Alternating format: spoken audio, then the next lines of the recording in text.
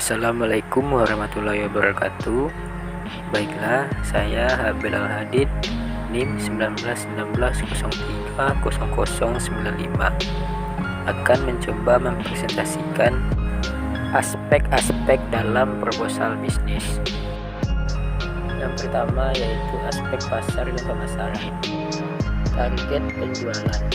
Target konsumen dari bisnis ini adalah dari semua kalangan masyarakat yang ada di sekitar wilayah saya tinggal, baik anak-anak, remaja, dewasa sampai orang tua, mulai dari usia 4 sampai 45 tahun.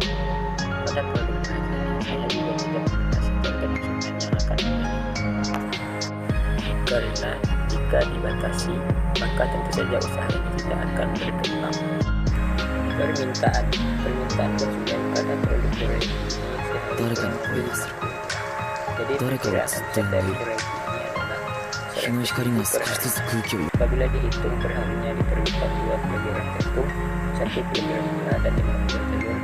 Dengan demikian dapat disimpulkan peluang untuk permintaan terhadap produk dorayaki ini cukup banyak, karena masyarakat di Indonesia banyak yang menyukai makanan yang berbau Jepang, dan dorayaki ini merupakan salah satu makanan khas Jepang. Kemudian aspek manajemen dan organisasi, yaitu alat dan bahan. Alat dan bahan yang digunakan yaitu seperti kompor, teflon, dan bahannya yaitu dari tepung terigu, gula pasir, susu full cream, dan juga kemasan untuk menjual. Dari keseluruhan alat dan bahan tersebut membutuhkan modal sebesar Rp247.000. Aspek teknis dan teknologi. Struktur organisasi. Untuk struktur organisasi sendiri, di sini saya hanya menjalankan usaha ini dengan sendiri. Kemudian aspek keuangan. Yang pertama yaitu kapasitas. Untuk kapasitas sendiri bisa dilihat pada gambar tersebut dengan market share 25%. Pada tahun 2021 menghasilkan 349, tahun 2022 447, 2023 529, dengan produksi maksimal 86,14. Kemudian investasi. Untuk total investasi adalah Rp906.000 dan total penyusutannya adalah Rp298.125. Biaya produksi.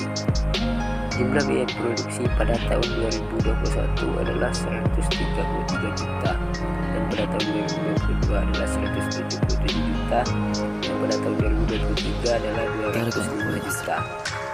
Kemudian biaya bahan baku pada tahun 2021 adalah 250.000, pada tahun 2022 275.000, dan pada tahun 2023 adalah 305.000.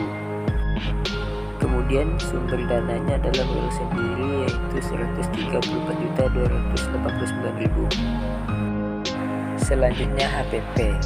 Total biaya bahan baku adalah 87 juta, total biaya WIP adalah 87 juta, dan total biaya BOP 30 juta. Kemudian harga pokok produksi 117 juta. Laba rugi.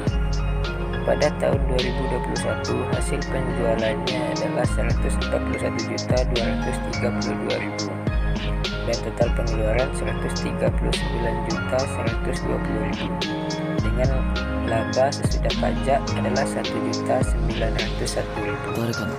Kemudian pada tahun 2022 hasil penjualannya 149.789.000 dan total biaya pengeluaran 180.256.000 dengan laba sesudah pajak 8.579.000. Kemudian pada tahun 2023 hasil penjualan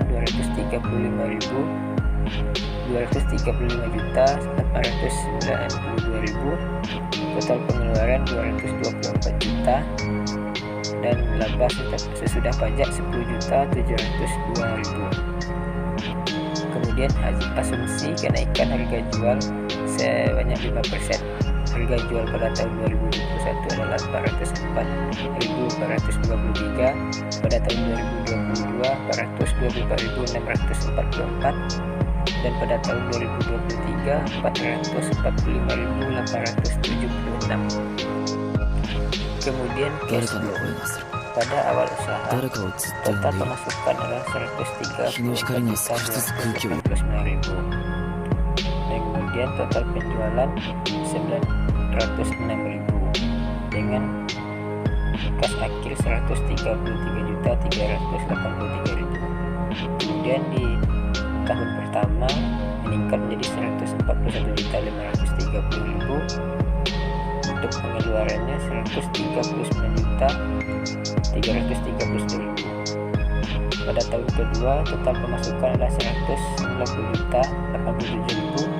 Total pengeluaran 181.209.000.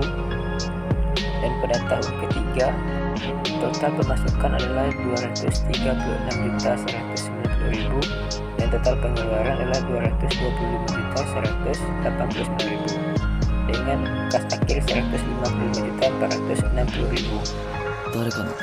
Kemudian neraca total pasifa pada tahun 2021 adalah 130.190.000, pada tahun 2022 144.769.000 dan pada tahun 2023 155.472.000. Kemudian BEP untuk penjualan tahun 2021 adalah 141.252.000 dengan fair cost 19.078.000 dan variable cost 109.037.000 dengan BEP harga 83.680.000 dengan BEP unit 207. Kemudian pada tahun 2022 penjualannya 189.789.000 dengan fair cost 31.648.000 dan variable cost 147.986.000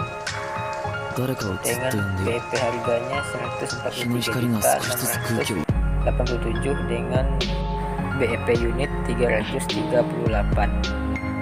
Kemudian pada tahun 2023 penjualannya 255.852 dengan fair costnya 34.783 dengan variable cost 188.752, harga BEP nya 174.054.000 dan BEP unitnya 390.